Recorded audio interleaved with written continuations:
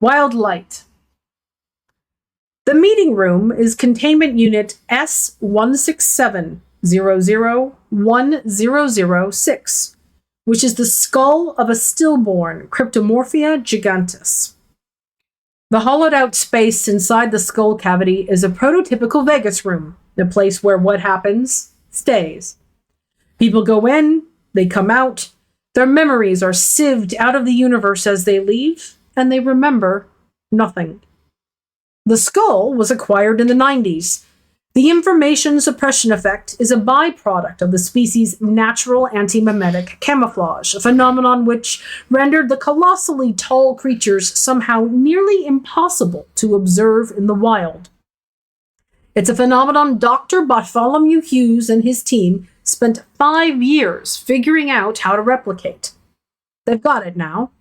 They can synthesize C. gigantus bone, extruding it in prefabricated pieces from steel grids. They can bolt the plates together to make hermetically sealed boxes. Passive mimetic insulation, no need for complicated machines. It's got a lot of potential. The skull is nearly 45 meters long, 17 wide and 15 tall. It resides at the center of a vast, purpose-built containment unit of its own, surrounded by the rest of the same C. gigantus individual's bones, laid out in meticulous radial patterns for space efficiency. The ossuary occupies about a third of the containment unit's floor area.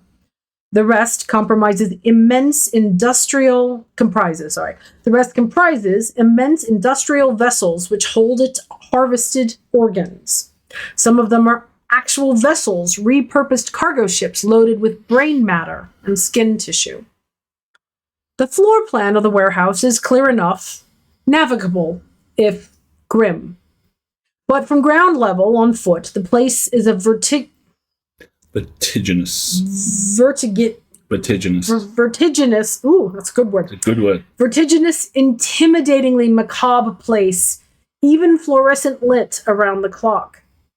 Hughes walks down an echoing canyon created by, on his left, 100-meter-long foreleg bone, and on his right, the blue steel container holding the creature's first stomach. Ahead, the skull peers down the canyon at him, a distant yellow-white tower fuzzed with scaffolding and disused scanning rigs, its eye sockets vacant black. As he walks, Hughes has to remind himself continually that these are all the remains of a single organism, one of the tiniest examples of its species. Behind the skull, where there used to be the creature's first neck vertebrae, there is now a large compound mechanical airlock, a ramp and some steps, and a staging area. The staging area serves as a miniature customs desk, tracking every person and item entering and leaving S167001006. Although memories are wiped on exit, written and electronic records emerging from the interior have to be handled manually. Standard procedure is for the first person exiting the room to bring whatever written instructions for the filtration officer, telling them what other information from the room interior needs to be scrubbed and what is safe to retain. Usually the list of information to retain is very short. There are seats, scanners, a coffee machine, a trolley loaded with cleaning equipment, and a stack of cages for the germs. Parked just outside of the staging area, there is also a limousine. Bulletproof. Where's everybody else? Hughes asks as the Foundationer who meets him, whose name is Bachner. I'm not late. This way, please, she says as she leads him to a seat near a scanner. Hughes has gone through this procedure a dozen times now, so he knows to hold out his left arm. Bachner tears the wrapper off a sterile bracelet-like sensor and clamps it around Hughes's left wrist, then observes a nearby scan. They went in almost an hour ago. Hughes frowns. That's not usual. Why would they tell him a different start time? Why would they need an hour of preparation before he showed up? Did they say anything? Of course not. Hughes hasn't the slightest clue what this meeting is about, or what any of the previous meetings were about, or even if they have a common topic. Actually, he does have some clues. The timing of the meetings is one. The first took place early this year, and when they emerged amnesiac, They were clutching written instructions from themselves to continue meeting monthly. Around October, the meetings became weekly. They had 3 last week. And after Friday, they created a new schedule. They meet for 90 minutes every morning, starting today, Monday. A more significant clue is the list of attendees. Other than Hughes, 3 high-caliber researchers from his own organization are in attendance, along with the directors of Sites 41, 45, and 167, the last of whom is Michael Lee, the Foundation's chief of ANTIMEMETICS and Hughes' direct manager. He steals a glance at the car parked behind him, and there is also this guy, or gal. Hughes doesn't know for sure to whom the limo belongs, but the list of people in the world who have the authority to drive a street vehicle into a Foundation containment building is extremely short. Well, not to prevaricate, it's 13 people. There is an O5 in the room. An O5 is extremely interested in their covert discussions. This is a new and non-trivially alarming development. He nods at the car. Shouldn't this place be lousy with private security right now? Buckner shrugs. Anybody go into the unit with the O5? Bodyguard? Anybody stay in the car? No. Hughes glances at the car again. The windows are tinted, though surely there's a driver behind the wheel at least. Where's the real protection? Maybe it's all invisible. Microbes, occult spells of warding. Feels like the car is watching him back. Open your mouth, please. Bogdan puts a disc-like cap on Hughes' head, presses an emitter to the roof of his mouth, and fires 2 pulses of radiation through his brain. Any psychic intrusions? Muffled by the emitter, Hughes manages... She pulls out the emitter and discards it. Did you experience REM sleep in the past 12 hours? He wipes his mouth. Yes. How many digits do you have? 10. Count them for me, please. Hughes spreads his fingers and counts them. 1, 2, 3, 4, 5, 6, 7, 8, 9, 10. His right thumb is 5. Bogner injects him with a substance which will prevent his body from rejecting the germ, then lifts a germ out of one of the cages. It splays its tendrils out, confused. It is not a fan of being picked up. Tilt your head back and look at the ceiling, please, eyes wide open, and if you could take off your glasses. Hughes obliges, handing his glasses to Bogner for scanning. I dislike this part, he states. Bogner has no comment. She lays the germ over his eyes like a sleep mask. There's a cold, sludgy sensation as it wraps itself around his chin and hair. Then the tendrils meet behind his neck and begin knitting with his spine. Hughes sees darkness for a few worrying seconds, then a circular indentation forms in the germ's hide over the top of his right eye, and there's a feeling like part of his brain dislocating, and a fake eye opens where his real one would be. The fake eyeball is around 4 times the size of its own, though it's singular. Its 4 pupils grant him decent depth perception, and he can see a little way into the ultraviolet. The germ is acting like an external block of short to medium-term memory, and as a proxy between the conscious Bart Hughes and the real world. When the meeting is over, the germ will be removed and incinerated, along with all memory of the meeting. There are other anti-nemestic approaches: gas, injectable drugs, surgical techniques, occult rituals. These are safe, proven technologies for mass use on the general public and Foundation staff alike, but they all operate on the same essential principle. The unwanted knowledge has already entered the mind and must now be removed or suppressed after the fact. Such procedures are imperfect. Memory removal can leave critical fragments behind, occasionally enough for people to rebuild dangerous holes. And nemestic technologies for causing suppressed memories to reassert themselves are continually advancing. Recent developments on the latest generation family of biochemical mnestics, Class Z, seems likely to produce a substance which renders all after-the-fact memory erasure techniques irrelevant. The only amnestic defense against Class Z will be decapitation. So if there's advanced warning time, it's better to physically compartmentalize, to air gap, to outsource the memories to another organism entirely and never let them touch your own mind. You can't be forced to recall something which you genuinely never experienced. It's a complex and dynamic field, one of several fields in which Hughes is a world expert. There are machines which could perform the same task as a germ, silicon modules you wear like a headset, plugged into a surgically implanted jack behind your ear. But Hughes would rather die than to submit to interfacing his brain directly with a computer, especially a Foundation-made computer. Nobody is getting his brainwaves. When he joined the Foundation 30 years ago, he put a DNU in his will, do not upload. Everybody thought he was crazy.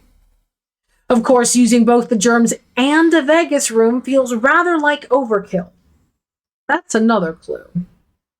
Your belongings have been scanned, Buckner tells him. He refills his pockets and takes up his laptop, walking slightly unsteadily because of the new height he's carrying on his head. He climbs the stairs to the airlock. Hughes would be the first to admit that a typical Foundationer has appalling taste. A typical Foundationer picks brutal functionality over aesthetic pleasure 100 times out of 100, and a depressing percentage of Foundationers don't even comprehend that there is a distinction. Hughes sees this reflected in the architectural choices and interior design of the Foundation's buildings and offices, and in its labs and containment facilities, which commonly cultivate a hopeless, bleak cliff edge atmosphere. He sees it in its machinery, its devices, its tools, and even its font choices, hard edges, clashing colors, failing aircon, impersonality, clutter, claustrophobia. And so, S167001006's interior is a surprise and a delight. Hughes actually sighs. It seems like someone hired a designer. The place is spacious and modern, well lit with select walls painted in bright secondary colours.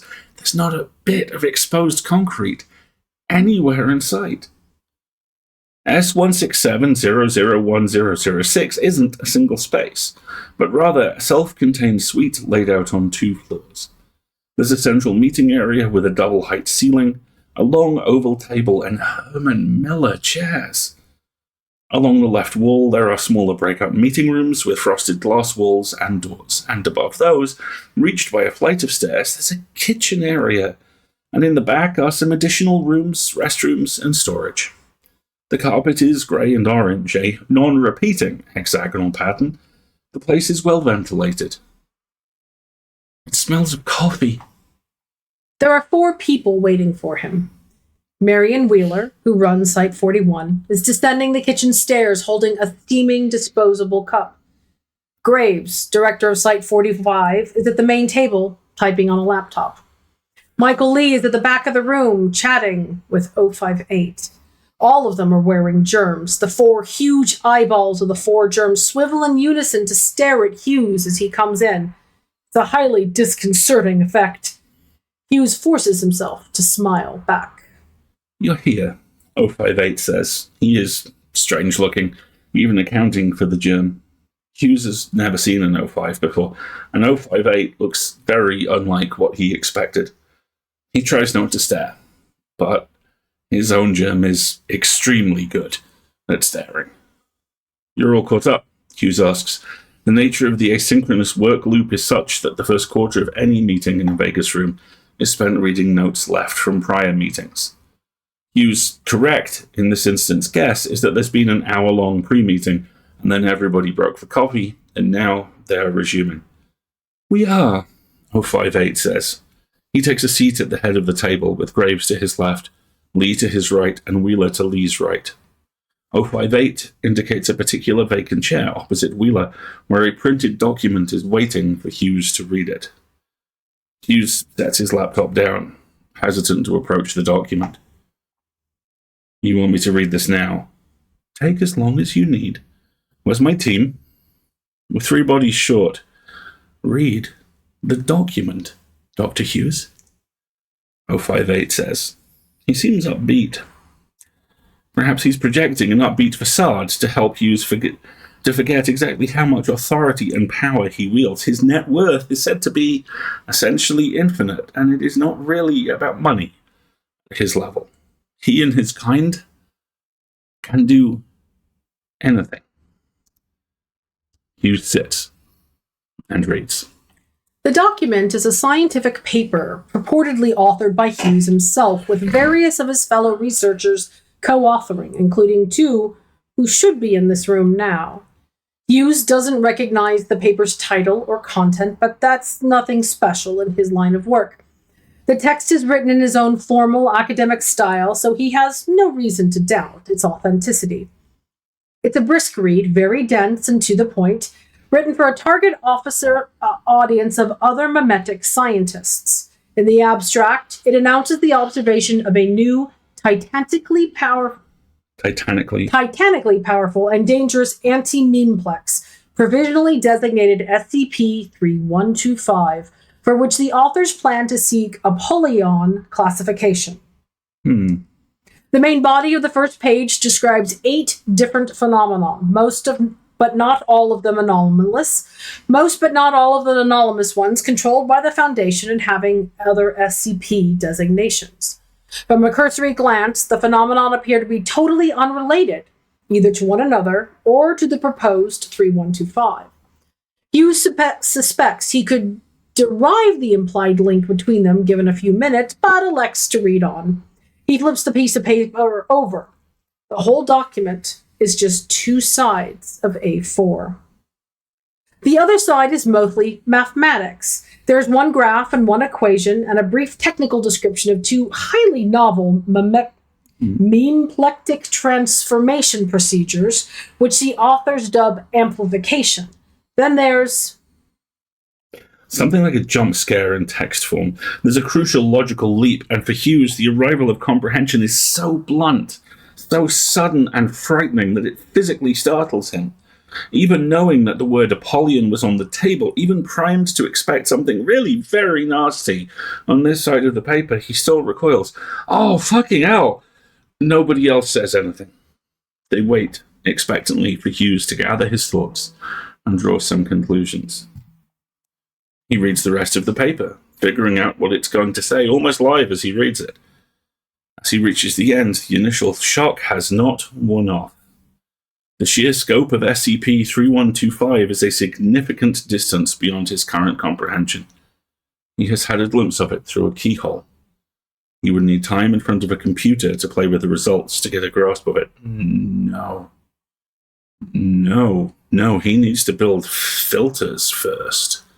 The equivalent of lead-lined gloves to let him manipulate this radioactive idea, complex with some degree of safety.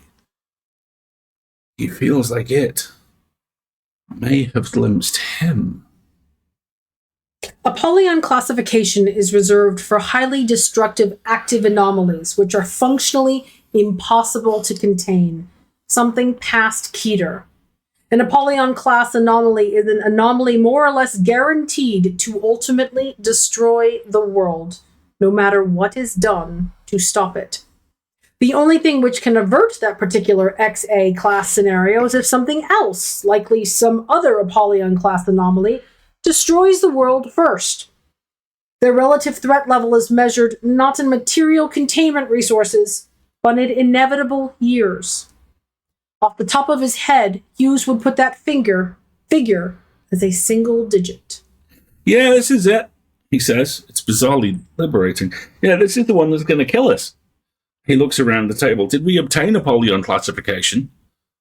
No, 058 says. No? 058 smiles thinly. Current thinking in the Overseer space is that Apollyon classification is a confession of defeat. It's bad for morale. It cultivates defeatist attitudes. Aside from the special classifications, Keter is considered the top of the hierarchy as of right now. All extant Apollons are likely to be re-evaluated and reclassified as Keter over the next year or so. Other than that, what did you think? Hughes says, You want containment procedures. We've had this conversation a bunch of times before, correct? Let's imagine this is the first time, 058 says. Hughes stares darkly at his paper. We could exterminate all intelligent human life. If there are no sapient hosts in this universe, SCP-3125 can't incarnate. There's a faintly stunned pause. Yes, Wheeler says. We've pitched that approach before. And I don't think any of us here have ever been completely sure if you were serious. Oh, I'm completely serious that we could do it, and I'm completely serious that it would work, Hughes says. Our mission statement is secure, contain, protect. Somewhere down the line, we really should look into adding and keep as many human beings alive as possible to that. It is implicit that humanity is what we protect, Graves says. Secure the anomalies, contain the anomalies, protect the anomalies. How did it scan otherwise? We're getting off topic, Wheeler jumps in. We're not exterminating all sapient life. All right, we could immediately terminate and suppress all memetic and anti-memetic research worldwide, Hughes says. We would have to systematically dismantle the whole scientific field. Forever. Stop all the experiments, scrap all the research, brainwash all the researchers. If nobody actively researches this field, nobody will ever find SCP-3125. It stays buried in the furthest reaches of ideatic space indefinitely, like radioactive waste. He looks up at the ceiling. The problem's pretty interesting. Ironically, the most practical way to do that would be to develop an artificial meme, one which encodes the idea that memetics research is intrinsically worthless and harmful. Enrich it with religious or pseudoscientific virals, release it to the general public. A year after it got out, we would be tearing our own labs down. Unless the Antimemetic Division's institutional immunity to that kind of external threat was strong enough to stand up to the pressure. Interesting scenario. Even if we don't go in that direction, we should definitely think about wargaming it in simulation, see what outcomes are likely to... Bart. No, hiding wouldn't work. It could be introduced externally or occur naturally, and... We know, Bart. That's already happened. SCP-3125 is incarnating as we speak. Look at these precursor anomalies. We're in what you called the foreshadow. It's here. Wheeler's referring to predictive models, which Hughes must have created himself during prior meetings, models with which he does not have time to familiarize himself with. Still, he gets it. He wishes he didn't get it. His fear comes from a completely different place from most people's. The sheer alien scale of the adversary is enough to intimidate most into petrified submission. From a cursory read, SCP-3125 looks like a nightmare scenario. It is going to turn human civilization into something beyond Hughes' ability to imagine. But that's every Monday in this job. And in any case, Hughes doesn't actually have that much of an imagination. He is intimately familiar with almost the entire SCP database. He is a world authority in anomalous containment. The few areas of science he doesn't have genius-level ability in, he has trusted colleagues who do. They are all solved problems. They are all locked boxes. This is different. He has more ideas, but there is mechanically no way to start working on the problem. It would eviscerate him the moment he tried to comprehend the entire problem. In fact, he needed to design and build the box while already inside the box he was building. He would need to box the universe. He looks around the room's walls. They seem to be holding up. We could hide in units like this for the rest of our lives, he says, our whole species, while SCP-3125 roamed our reality unchecked like a plague. I declare this to be the exterior of the containment unit. Done. No reaction. I don't think we can do it, he says. If SCP-3125 is live in consensus nominality right now, then the game is over. I don't care if Apollyon classification lives or dies. From where I'm sitting, this anomaly is functionally uncontainable. My team and I may have said something different on prior iterations. I could be in the wrong headspace to see the answer. We are all of us different people from day to day. No, 058 says. You say the same thing every time. So that's it, is it? Is that it?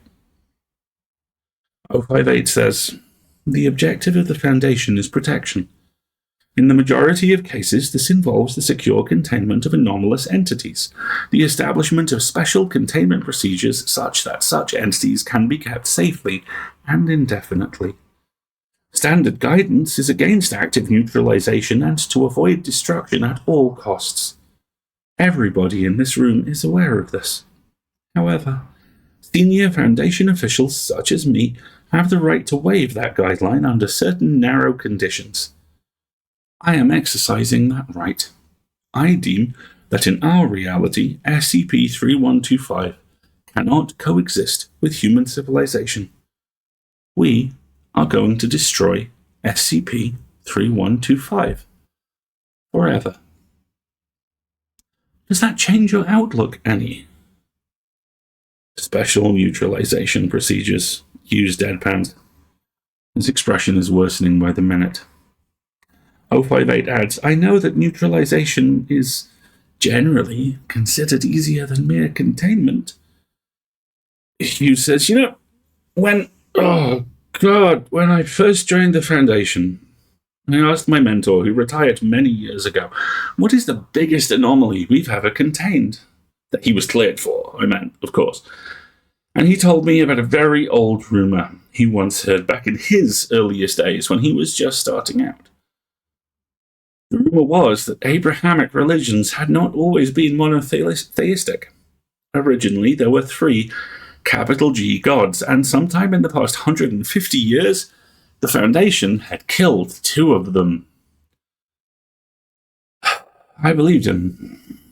I was very young and very inexperienced and naive, and honestly, I was kind of in awe. It wasn't until years later that I thought back to the conversation and the fact that I never heard that rumor or anything like it from anybody else and realized he had been bullshitting me. And now, it's decades later still, and modern memeplectic technology is 100 billion times more advanced than it was back then, and I built 30% of it.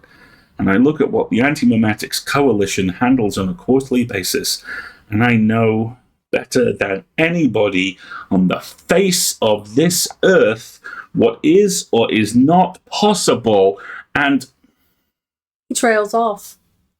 They're all waiting expectantly for him to say something. He can't get there. He's in the wrong frame of mind. Maybe he's in denial. Maybe the solution is an idea he doesn't want to take on board. How ironic. What did I say? Just tell me. Your team suggested that just because SCP-3125 is the most powerful memeplectic threat ever observed, that does not mean it is the top of the hierarchy, 058 says.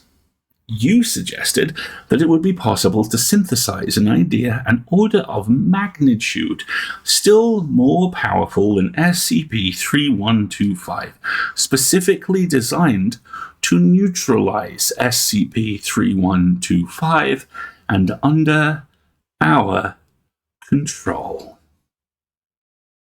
A countermeme. That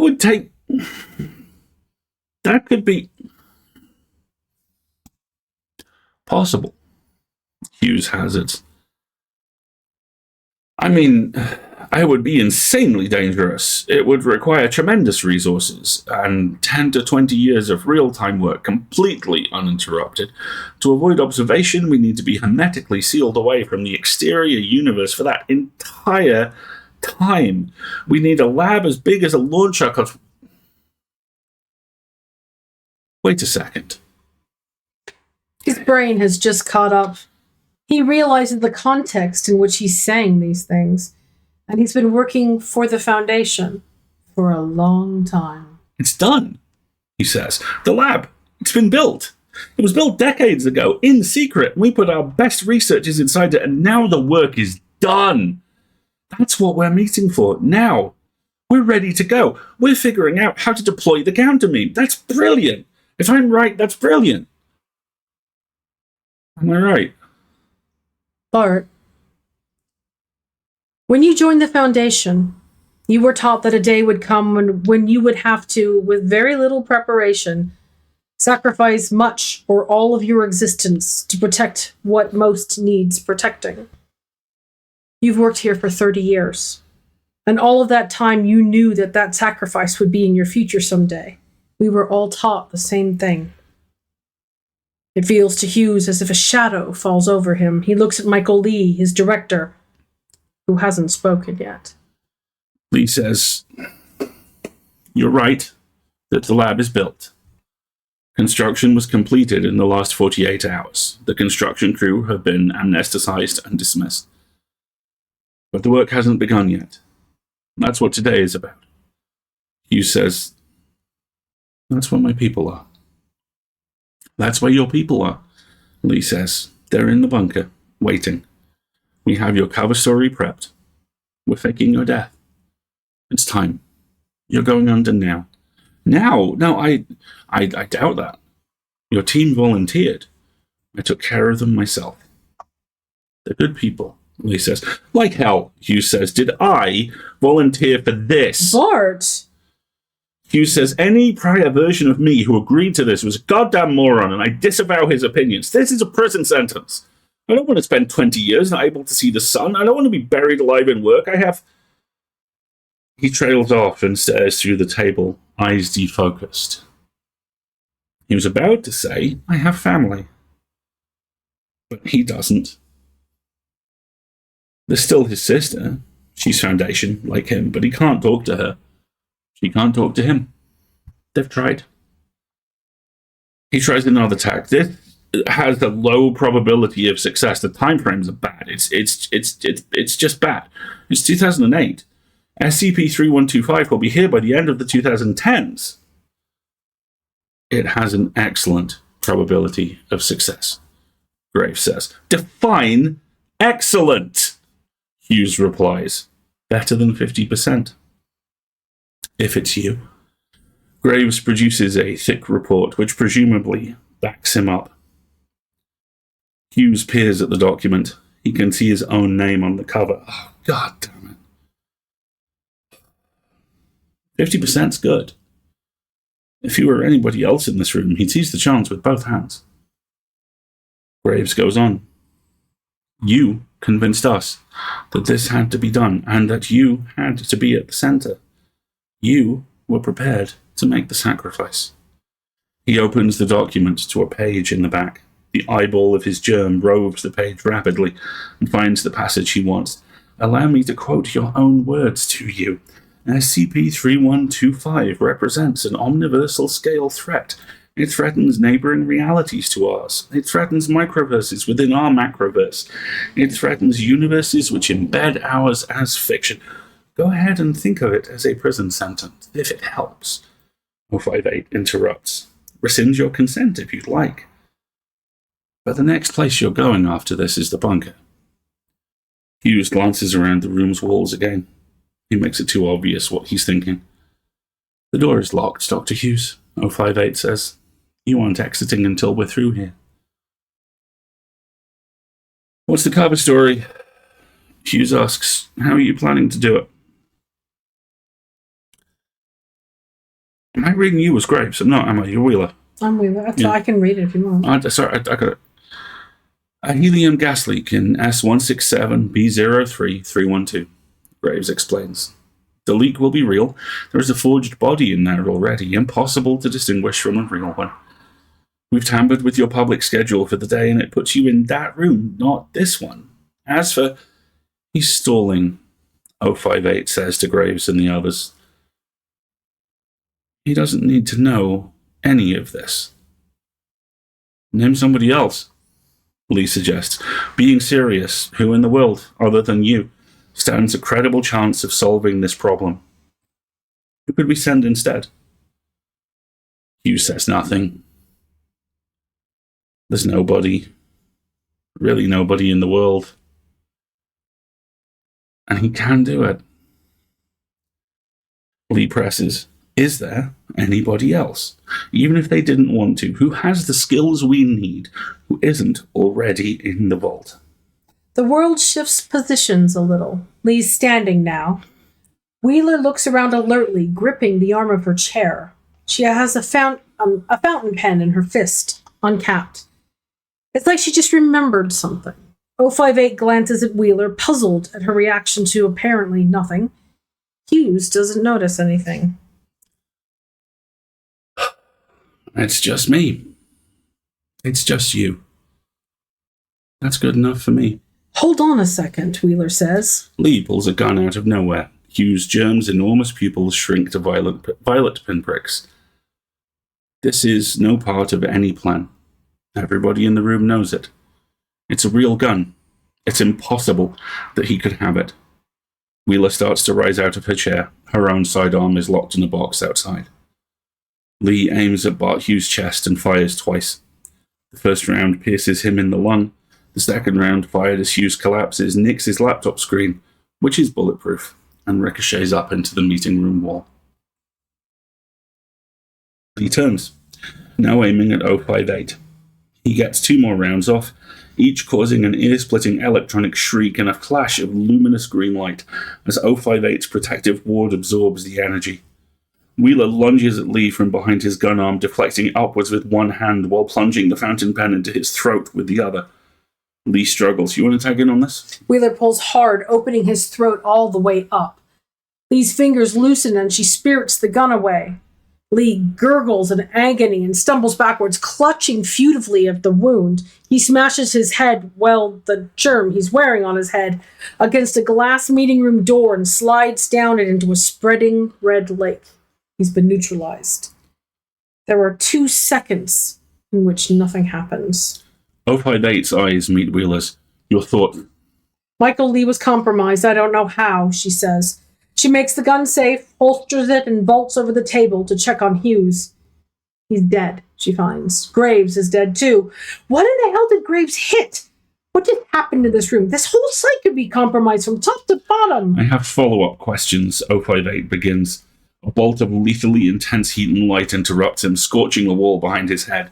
He ducks. Wheeler turns to track the source, aiming the gun with bloody hands. Something is lasering its way in through the containment airlock. It's a powerful laser wielded with robotic precision. It's happening almost too fast to see. My personal security, 058 says. It heard the shot. Call it off! If this unit is breached, 3125 is coming for us all. The unit's hermetically sealed. I can't send any kind of signal until the door's open. That's a problem. The airlock splits and is torn away in segments. An enormous gloss-black armored mechanoid looms in the gap, crouched to peer into the room. It looks exactly as if 058's limo got up and started walking.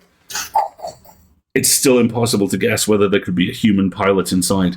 Behind, in the distance, Bochner is immobilized, sealed to one of the staging areas with a sizable glob of transparent orange glue. She screams, "Help!" For Wheeler, it feels as if a black wave rolls over her, pouring into the containment unit from outside. She drops the gun and raises her hands. Being found holding the smoking gun isn't likely to look good, and she doesn't know for sure what heuristics, human or electronic or otherwise, control the mechanoid. It could be prone to making bad decisions. Stand down, 058 says to his bodyguard. It stops moving, but its single laser does not, flickering as fast as the eye can follow between 4 motionless targets. Wheeler, Hughes, Graves, Lee. It's waiting for movement. Lee, not completely dead, twitches. The laser pulses once in retaliation, atomizing his head and germ. The laser settles down to a shorter pattern looping between the 3 remaining targets. Wheeler doesn't move a millimeter. I said, stand down. This time it seems to hear him. The laser clicks off and settles into a neutral position. I'm just snooze one more time. We're running up against an ad break, but I want to finish the chapter. Wheeler relaxes. Lee was compromised, she says again. She hurries to the back of the room with her medical kit mounted on the wall. We need to get you out of here, then we need to do a sterilization on the site. Compromised when?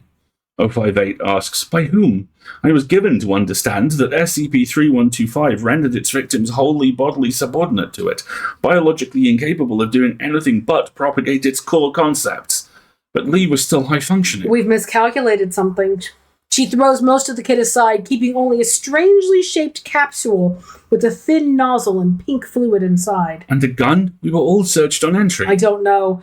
Wheeler can think of several ways to get the gun into the room undetected. It could have been planted in the restroom by Lee on a prior visit. Bachner could be complicit. Perhaps others.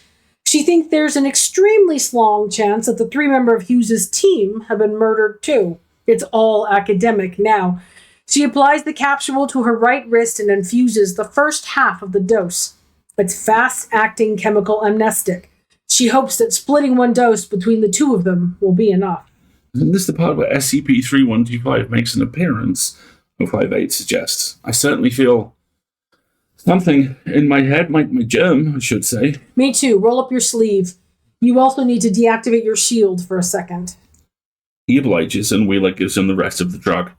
Wheeler sorely wishes the shields were standard issue, but they are exceptionally hard to come by, and there are serious controversies and side effects associated with them.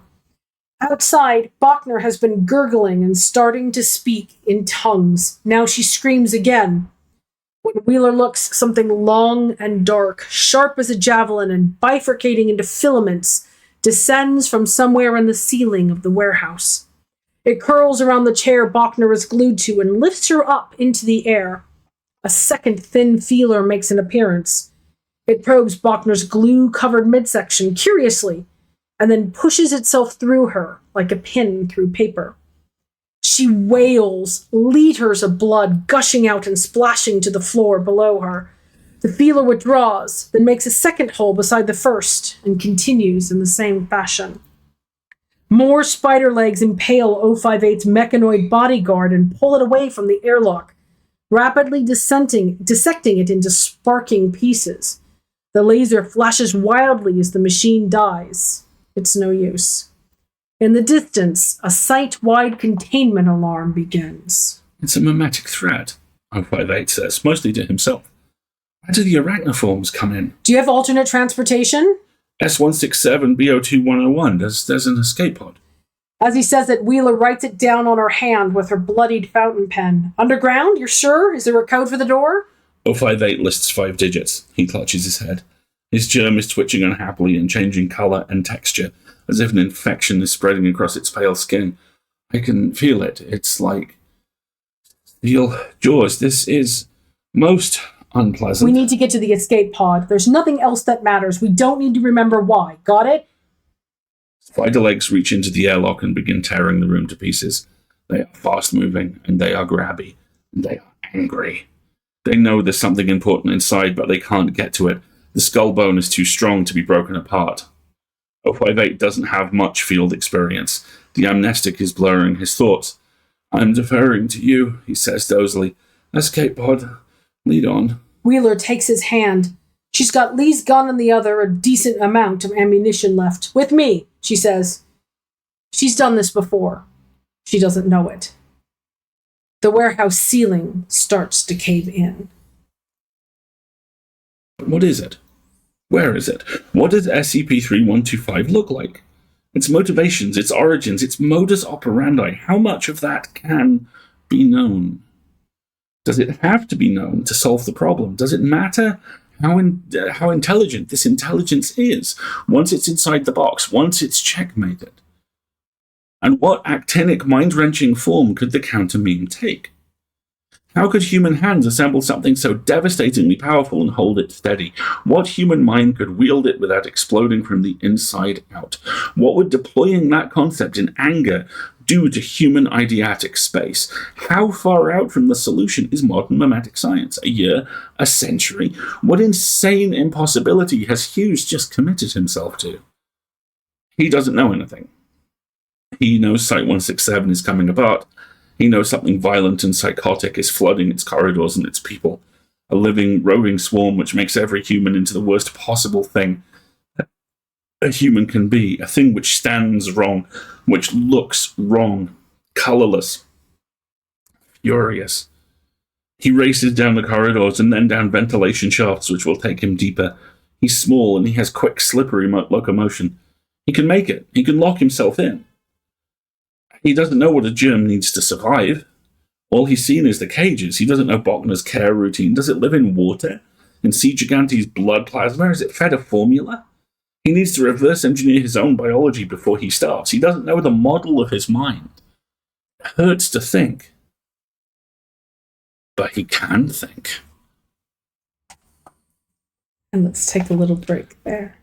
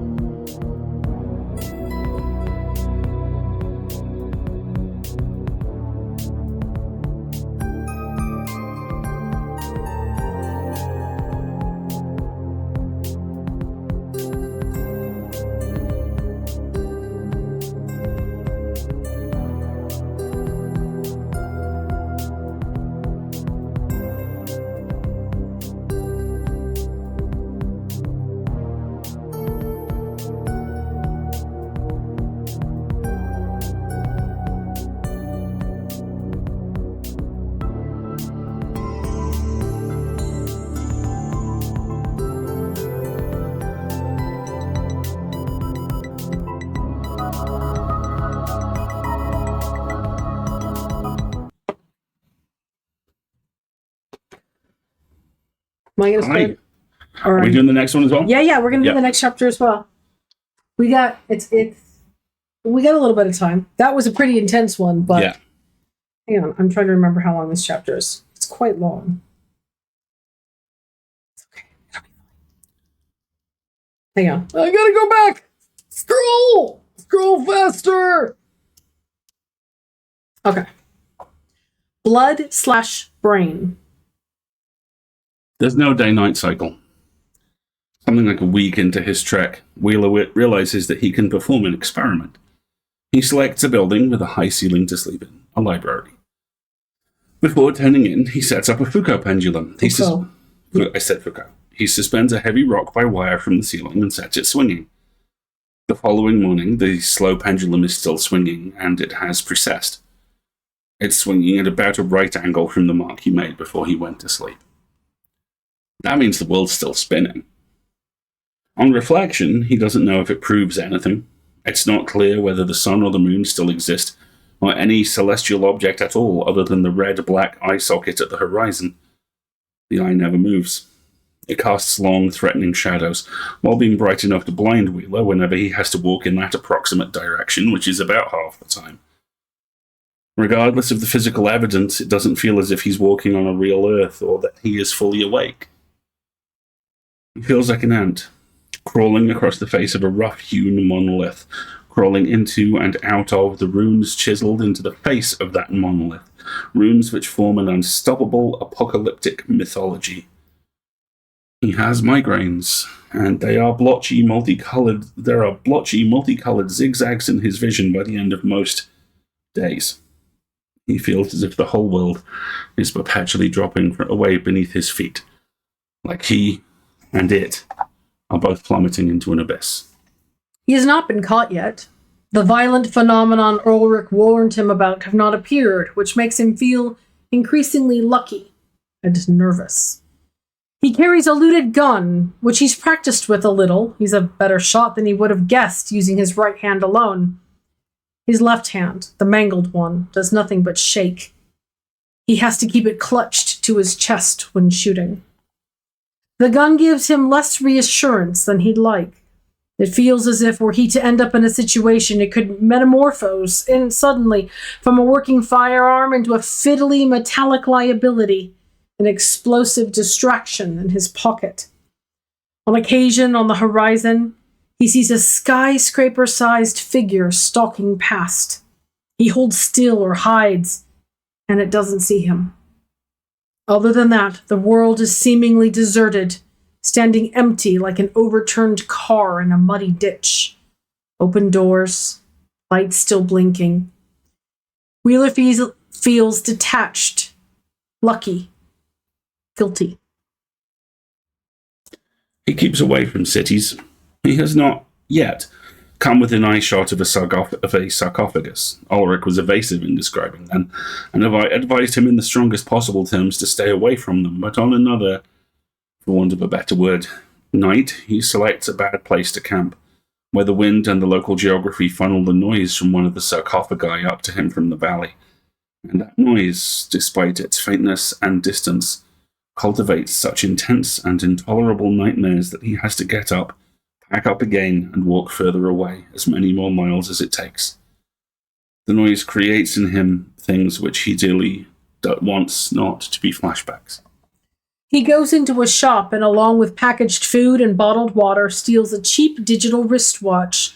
It has a date function. Today is Monday, the 17th of April. It's just gone lunchtime. Time is still passing. On some level, all of this is factual. It's happening. And if it's really happening, then what? There is no longer any ambiguity about what specifically is happening, not in Wheeler's mind, or in anyone's. The world has long since passed through SCP-3125's antimemetic boundary layer and into its radioactive core. There is no longer a need for SCP-3125 to pretend that it is not what it plainly is. What else could it be? What difference could it make now? What could oppose it? It stands there in plain sight. Wheeler sees it. All of conscious reality sees it. It's happening everywhere to everyone. It is not physically possible to conceive of anything else. There is no worst case scenario than what's happening now. There's no race against time. There's no ticking clock. There's no last second. The last second was years ago. There's nothing to avert. This is it, the final game position, the highest and most refined form of human civilization.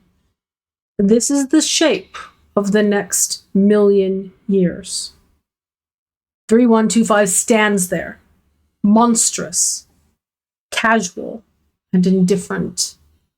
And Wheeler is alone with his thoughts for a long period of time and has little else to think about. And he wrinkles his brow and he blinks a long blink, and then he looks again and he realizes what it was that he wasn't seeing. SCP-3125 is standing there, like a human stands. He reaches Site-41 at the beginning of May. His body clock has wandered far out of skew by this point. It's technically around midnight when he first lays eyes on the place. There is a protective field surrounding it, stamped into reality by the detonation of the antimemetic warhead, radiating out a few hundred meters beyond the site's perimeter. It's a psychological repulsion, not a physical one, a thick bulwark of irrelevance. There's nothing here, just keep walking. Despite being warned about it, Wheeler succumbs to the effect. 30 minutes walk down the road, he double-checks his map, realizes what's happened and turns back. Happens a second time. On the third attempt, he makes it through. Dead reckoning and willpower. For some reason, he had been imagining an ancient, dramatically overgrown ruin. But the containment breach which led to the site's destruction happened only 18 months ago, and the bomb blast which concluded the outbreak was figurative, not physical. About a third of Site-41's main building has been torn down, but the rest is perfectly intact and unmarred. Mother Nature has not reclaimed it. Gnarled trees are not sprouting from the damaged side. Wheeler exhales. There is a still safe atmosphere around the place. It's as if Site-41 has its own cool microclimate. It's easier to think. Even the light here is fractionally yellower, more natural. The site's main entrance is sealed with steel doors, but Wheeler circles around to the damaged side of the building and is able to effect entry over the rubble. He moves at a medium slow pace. He can't afford to blunder into anything, but if he goes too slowly, he knows he'll overthink the situation and become scared and have to retreat all the way out of the building. The late Daisy Ulrich promised him that the site was safe. She then went to rather disconcerting lengths to explain precisely what safe meant. No entities capable of spontaneously actively harming a person. No entities in need of active dynamic containment procedures. A safe SCP can be left in a dark, locked room indefinitely with no risk, she explained. A nuclear bomb is safe, she said, giving the canonical example. Well, he replied, to a point. The site is safe, he tells himself, creeping forward. The most dangerous things he's going to find are rats, and he jumps back, aiming his flashlight at a frightening-shaped corpses. The corpse is seated against a corridor wall. It's clutching a combat knife, which it seems to have buried up to the hilt in its own inner thigh, opening a gushing artery. Wheeler backs up against a wall, unable to look closely at the body, but equally unable to let it out of his sight in case it does something. He feels faint. It doesn't help that at that exact moment, the fluorescent lights in the corridor come up, triggered by his movement, giving him a much better look at the scene. The scene is about as bloody as any suicide it can be. No, thank you, he says. He backs up. He backs all the way up the corridor and through the ruin to the virulent red place which passes for daylight, and then he throws up. It takes a long time to talk himself back into it. He finds many more bodies. Some of them are in groups, having died during violent altercations or more complex scenes which Wheeler cannot fully parse. Some of them are dismembered or just scattered pieces. Some of them appear to have been dead for significantly longer than the rest. They are little more than wafer-thin skin wrapped around skeletons, and there are strange things written on the walls beside them. Wheeler never works out why. There's still power. There's still running water. At first, nearly every door he meets is locked, but he steels his nerves and returns to each of the dead Foundationers in turn and retrieves their keys and security passes. Soon he has the run of the place, with only a few highly secure control rooms and containment units denied to him. At this point, his task has become open-ended. If Hughes is not somewhere on Site-41, which he almost certainly isn't, Wheeler needs to find information leading to his true location. He needs data. He collects devices, phones, laptops, computer terminals, Foundation built with chunky form factors. Most of them need passwords or pins, which he can't get, but a few can be unlocked using security passes or biometrics, which he can get if he carries the device back to the relevant corpse and presents their face or finger to the scanner. Point for Marguerite. The devices still have power, too. Wheeler is unable to find anything resembling a battery readout on any of them. He is slowly learning a key lesson. The Foundation builds things to endure. And though the Foundation as a group of people is absent, the physical systems they built are still here, and functioning, and ready. The SCP database is the most obvious icon on every device's home screen. Ulrich told him to look out for a particular sigil, concentric circles with 3 inward-pointing arrows. Inevitably, like an uncounted number of newcomer Foundationers before him, Wheeler loses a significant number of hours browsing the entries. The Foundation has a specific and recognizable house style, which is to describe even the most mind-bogglingly weird anomalies in absolutely mundane, factual terms. Even heavily redacted, different users see different amounts of data, different amounts of redaction, but there's plenty of data which he can't access no matter whose identity he uses. It makes for bizarrely compelling reading. Hughes is mentioned numerous times in the database. He seems to have multiple overlapping research specialities and is credited in many entries as a containment architect. Wheeler takes detailed notes, assembling a picture of the man's career progression, and then randomly stumbles into the Foundation's own personnel records for Hughes, which line up almost exactly with what he just worked out. And yes, I totally think about this as people browsing the wiki. There are huge holes in the personnel record. The last entry relating to Hughes's actual activities is in 2007. And then in 2010, after a gap of years, there is a final note, a single unauthored sentence.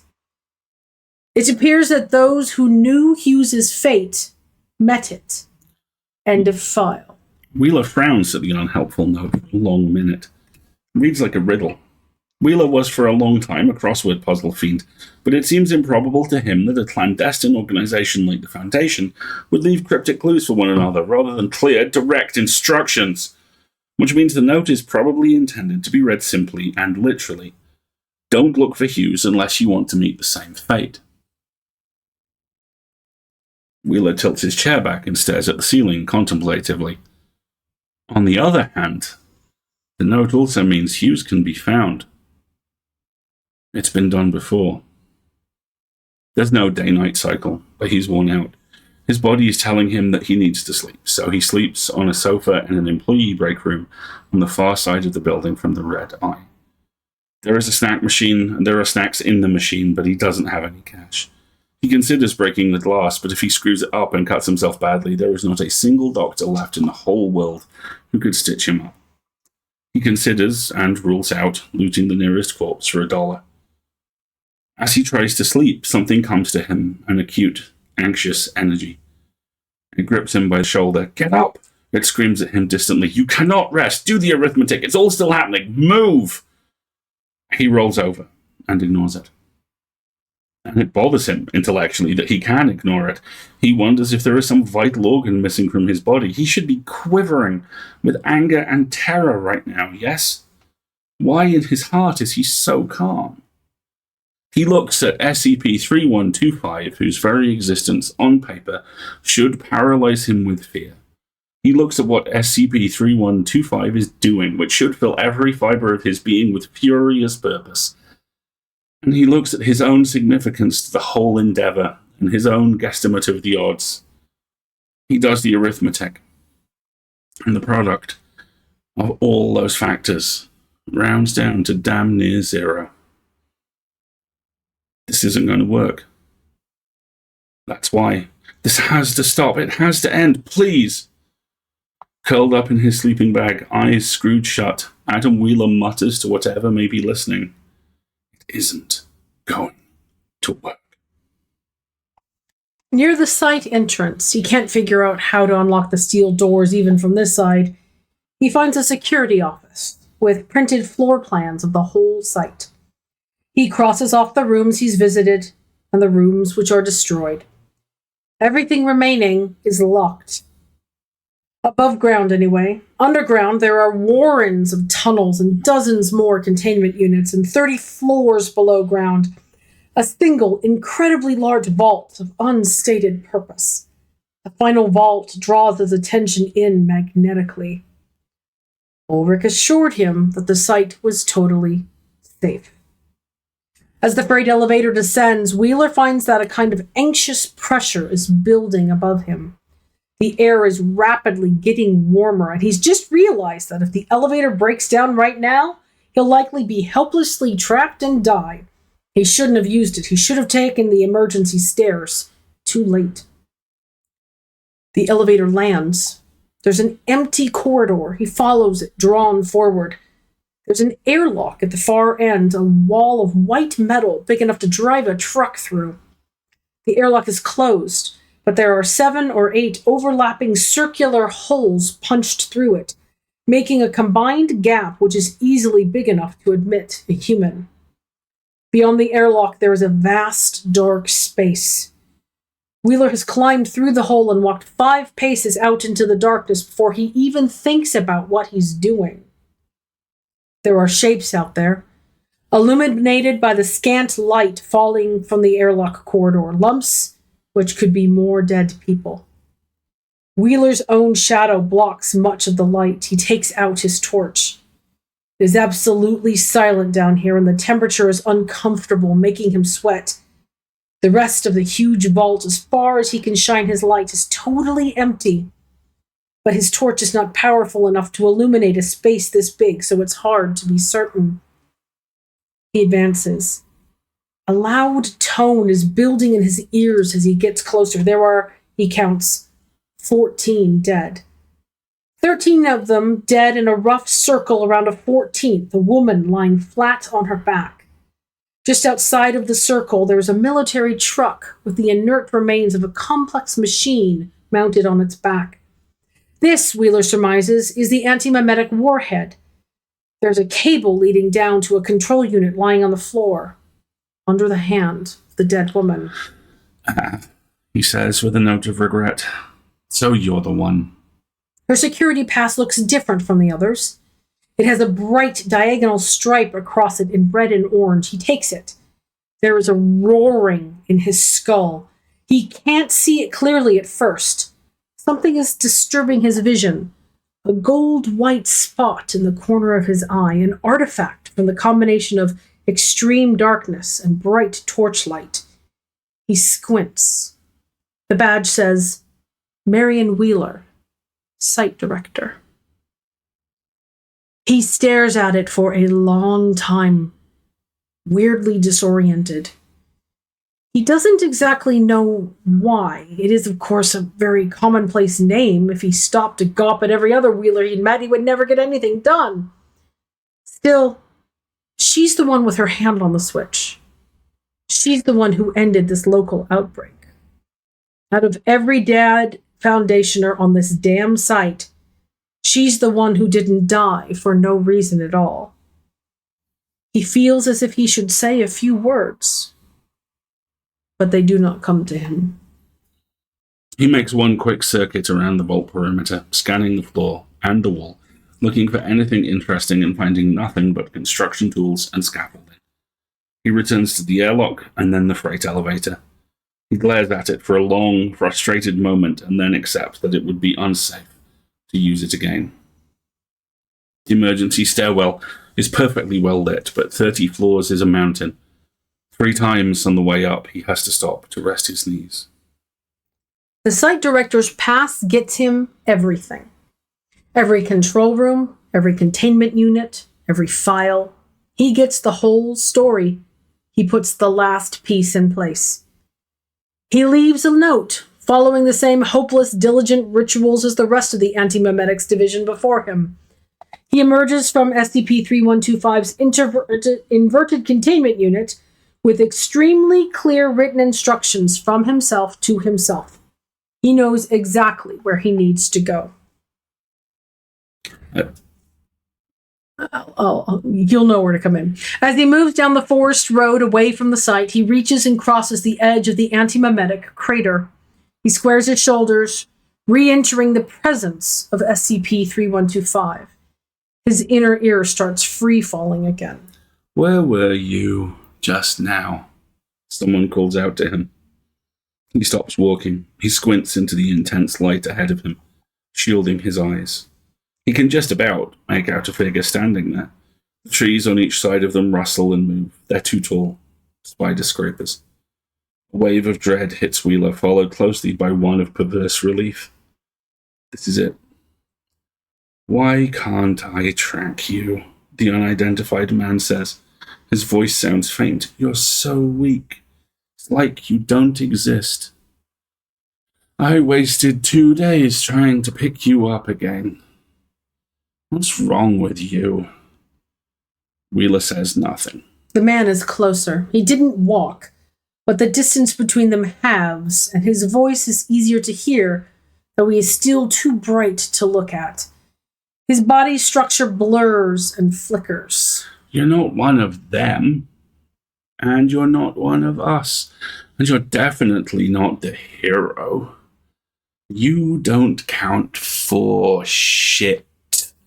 Memetically.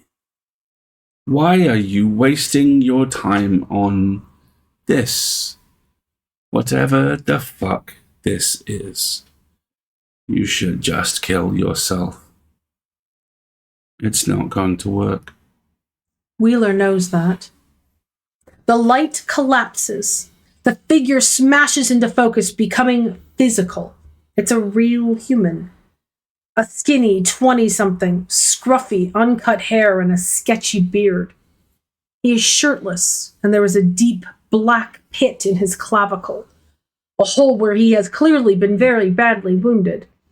Blood has run down his chest, soaked his jeans and forearms and dried black.